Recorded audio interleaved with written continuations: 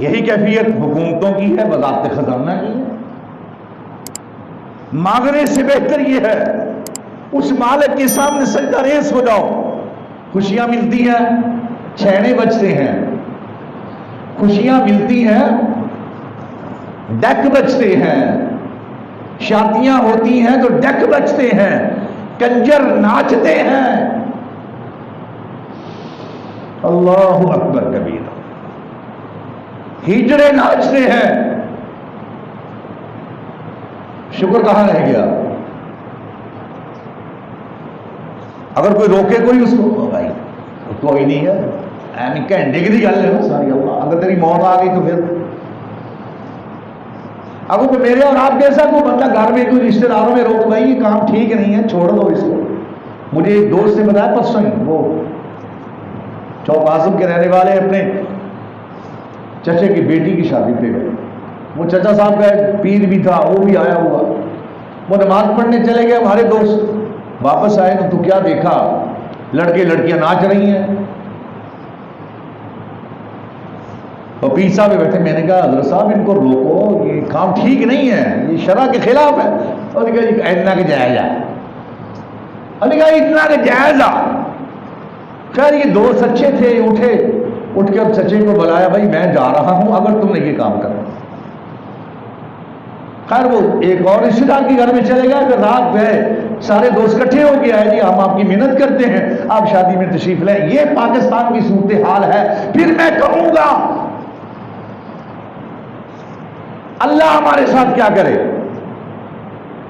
جب میں نے شادی کو، خوشی کو اسلام کے مطابق نہیں کیا، میں نے غمی کو اسلام کے مطابق نہیں کیا، اور میں نے اتنی بڑی نعمت روزے گزارنے کے بعد میں نے اللہ کا شکر بجا نہیں لایا، تو لَأَزِيدَنَّ ہمارے اوپر کیسے پھٹ آئے گا؟ لَإِن شَكَرْتُمْ لَأَزِيدَنَّكُمْ،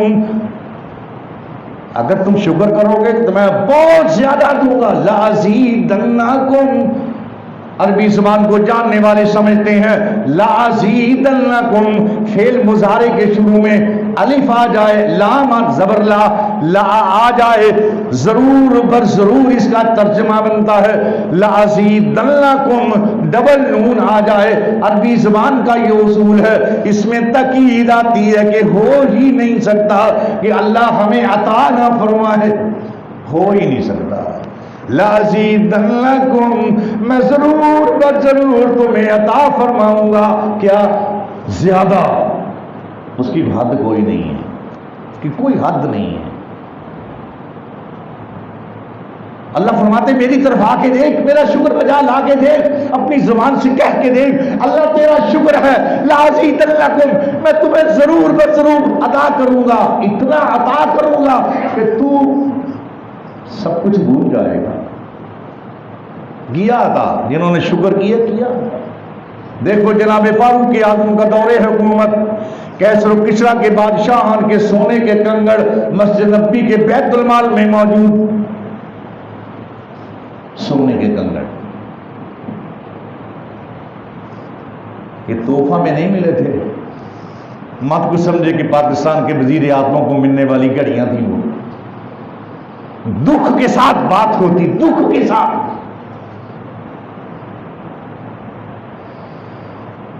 سونے کے کنگن کیسے ملے؟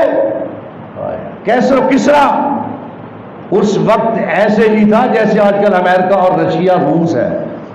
کیسر و کسریٰ کے بادشاہان فتح ہو گیا، ایران بھی فتح ہو گیا، عراق بھی فتح ہو گیا۔ کیسر و کسریٰ کے بادشاہان ترکی شرکی سب اسلام کا جھنڈا لہرا گیا۔ جناب فاروق اعظم رضی اللہ تعالیٰ عنہ کے بیت المال کے اندر سونے کے کنگن لا کر رکھ دیے گئے جو بادشاہان پہنتے تھے۔ سبحان اللہ، یہ کون سی قوم ہے بیچاری، وہ غریب قوم تھی جس کو اللہ نے نواز دیا۔ کیوں نوازا؟ کیوں نوازا؟ جس کے نبی علیہ السلام کے بارے میں صحابی رسول فرماتے ہیں کان رسول اللہ صلی اللہ علیہ وسلم، اللہ کے نبی صلی اللہ علیہ وسلم کو جب وہ خوشی نصیب ہوتی، اللہ اکبر، جب وہ خوشی ملتی، کوئی مسرت ملتی، وہ ایسی بات نظر آتی جس سے چہرہ تلملا اٹھتا، تو کیا کرتے؟ خر ساجدہ، میرے آقا سجدے میں پڑھ کے اللہ کا شکر بجا لاتے. اور حدیث کے اندر آتا ہے جب کوئی مصیبت پڑ جائے تو 2 نفل نماز حاجت پڑھو اور دعا کرو اللہ تمہاری حاجت کو پورا فرما دے. لیکن ہماری کیفیات بھائی بدل گئی. نتیجہ واضح ہے, نتیجہ بتانے کی ضرورت نہیں ہے. جس طرح پتا ہو نا بچے نے کچھ بھی نہیں کیا, پیپر خالی ہے, پتا ہوتا میں فیل ہوں. تو شکر ایک ایسی چیز ہے جو انسان کی تقدیر کو بھی بدل دیتی ہے اور جو انسان کی حالت کو بدل دیتی ہے. زبان سے شکر. نمبر 2 دل سے شکر. دل سے شکر. میرا دل بھی پاک ہوگا کہ اللہ تیرے سوا مجھے دے کون سکتا تھا. دل سے شکر. نمبر 3 اعمال سے شکر. خر ساجدہ شاکرا للہ. اللہ کے نبی سجدے میں گر گئے, کس لیے؟ شاکرا للہ, اللہ کا شکر ادا کرنے کے لیے. شکر زبان سے بھی ہو, شکر دل سے بھی ہو, شکر اپنے اعمال سے بھی ہو, ہاتھوں سے ہو, اللہ ماتھے سے ہو. گر جاؤ, سجدے میں گر جاؤ. ہمارے یہاں جب بچے کی شادی ہوتی ہے نا تو شیرا شیرا باندھ کے غیر شرعی کام کر کے کہاں لے کے جاؤ جی؟ 2 نفل پڑھانے کے لیے مسجد میں لے جاؤ. اور ڈول بجتا جا رہا, ڈول بجتا جا رہا, مسجد میں جا رہا ہے. انا للہ و انا الیہ راجعون. یہ شکر ایک طرف وہ سیرا خلاف شرع, سونے کی انگوٹھی خلاف شرع, شکر بجا کرنے کی بجائے اللہ کا غضب حاصل کرنے کی کوشش میں مصروف. ایسے ہی ہے بھائی. اور مسجد میں گیا, ویڈیو بن رہی ہے لوگوں کو دکھانے کی خاطر کہ بیچارہ زندگی میں پہلی دفعہ مسجد میں گیا تھا نماز پڑھنے کے لیے.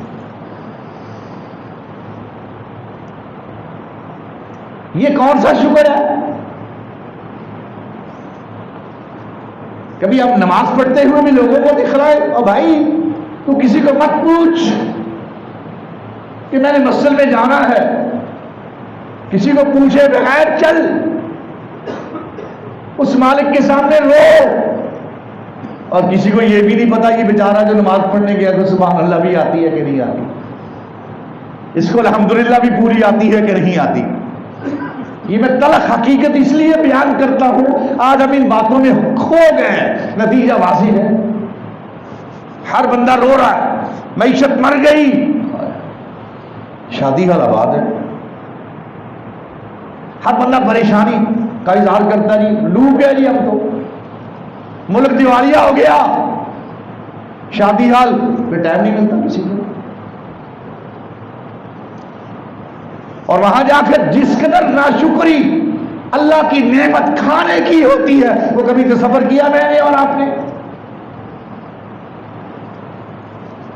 کیا کھانے کا سنت طریقہ کھڑے ہو کر کھاؤ حیوانوں کی طرح؟ یہ ناشکریاں ہیں. لے ڈوبے گی, کچھ لے ڈوبی ہے, کچھ لے ڈوبے گی.